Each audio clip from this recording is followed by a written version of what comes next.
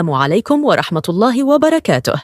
في هذا الفيديو سوف نعرض عليكم فوز الجزائرية إيمان خليف أمام الملاكمة المجرية وتأهلها إلى نصف نهائي بطولة أولمبياد باريس.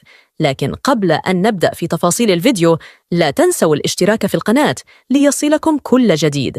إذن تأهلت قبل لحظات إلى نصف نهائي بطولة أولمبياد باريس الملاكمة الجزائرية إيمان خليف، وهذا بعد فوزها الساحق ب3 جولات وبإجماع الحكام أمام المجارية، وبهذا ضمنت إيمان خليف أول ميدالية للجزائر في الألعاب الأولمبية بباريس.